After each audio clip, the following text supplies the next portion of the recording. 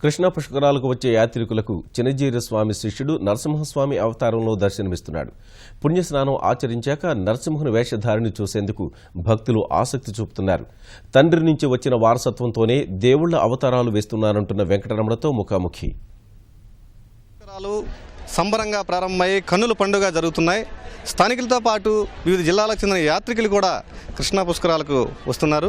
అలాగే ఆధ్యాత్మిక సాంస్కృతిక కార్యక్రమాలు కూడా మనల్ని అలరిస్తున్నాయి. చినజీర స్వామితో పాటు వచ్చిన ఆయన శిష్యుడు వెంకటరమణ నరసింహుని అవతారంలో సందడి చేస్తూ అందరినీ అలరిస్తున్నారు.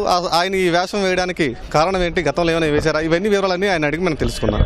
సార్, గతంలో ఎప్పుడైనా మీరు వేశారా? జై శ్రీమన్నారాయణ. ఇది గతంలో మా నాన్నగారు 40 సంవత్సరాలుగా ఇదే వేషధారణతో భారతదేశంలో ఉన్నటువంటి ప్రముఖ పుణ్యక్షేత్రాలు అన్నింటిలో కూడా ఇదే వేషధారణతో మా నాన్నగారు అలరించేవారు.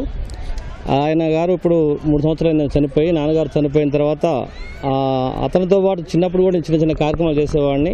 ఎప్పుడైతే నాన్నగారు చనిపోయారో ఆయన తర్వాత ఇదే వేషధారణ నేను కొనసాగిస్తున్నానండి. మాకు ముఖ్యంగా చినజీర స్వామి వారు మాకు ప్రతి ఒక్క కార్యక్రమాలు కూడా మాకు ప్రత్యేకంగా ఆహ్వానిస్తారు. ఏ కార్యక్రమం చేసినా కూడా మా నాన్నగారు మేలేంది ఆ కార్యక్రమం జరగదండి. అలా మేము ఇట్లా ప్రతి కార్యక్రమంలో ఉంటాము. అదేవిధంగా తిరుపతి దేవస్థానం బ్రహ్మోత్సవాల్లోనూ ప్రత్యేకంగా ఆ యొక్క 9 రోజులు రోజుకొక రకమైనటువంటి వేషధారణతో మేము జనాలు అలరిస్తాము.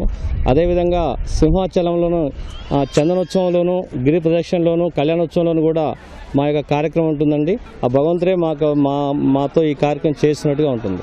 వినాయకుడు, ఆంజనేయ స్వామి, గరుత్మంతుడు, ఇట్లా రకరకాల వేషాలు వేస్తాం. ఏర్పాటు బాగున్నాయి. వచ్చేటటువంటి భక్తజనం అందరూ కూడా ఈ యొక్క నదీమ తల్లి యొక్క నదిలో స్నానం చేసి వాళ్ళ యొక్క జన్మ ధన్యం చేసుకోవాలని చెప్పి కోరుకుంటున్నామండి. 10 మందిని ఆకట్టుకోవడమే కాకుండా ఆధ్యాత్మిక భావన నెలకొల్పాలి, విస్తృతపరచాలనేది ఆయన అభిమతం. ఆయన ఆశయం నెరవేరాలని కోరుకుందాం. కెమెరామెన్ కేశవ్తో సూర్యారావు, ఈటీవీ న్యూస్, గుంటూరు.